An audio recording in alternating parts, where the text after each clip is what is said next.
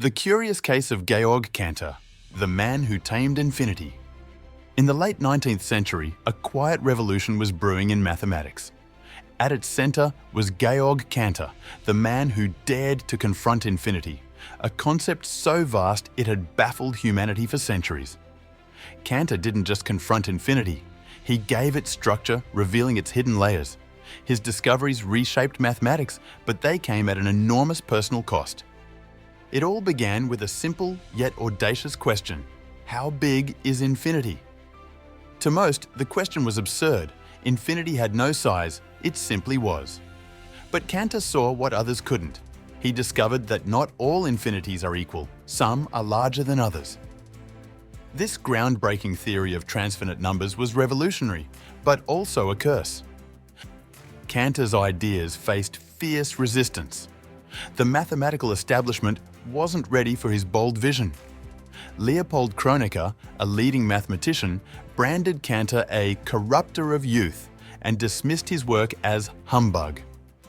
The relentless criticism weighed heavily on Cantor, pushing him toward a mental and emotional breaking point. By the early 20th century, Cantor was a man in torment. Depression consumed him, and he spent his later years in and out of sanatoriums.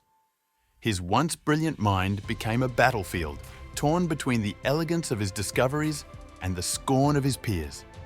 Yet, even in his darkest moments, Cantor clung to his faith in the infinite, believing it to be a divine concept, a glimpse into the mind of God. But his obsession deepened, crossing the line between genius and madness. He saw connections where none existed, convinced he was on the brink of unlocking cosmic secrets. In 1918, Cantor died in a sanatorium in Halle, Germany. The official cause: heart failure. Yet, for those who knew him, it was the tragic end of a man who had stared too deeply into the abyss. Today, Cantor's work, once dismissed as madness, is the foundation of modern set theory. His insights into infinity influence everything from computer science to philosophy. But the lingering question remains: did Cantor's work break his mind? Or was it his mind that made such extraordinary work possible? Some say Cantor's descent into madness was the price of touching the infinite. Others argue his critics drove him to despair.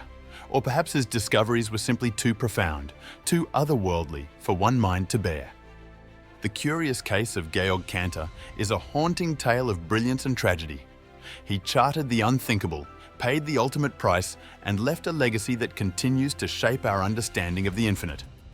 What's your take? Was Cantor a visionary misunderstood in his time, or a man lost in the depths of his discoveries? Share your thoughts below. And remember, the most profound truths often come at the greatest cost.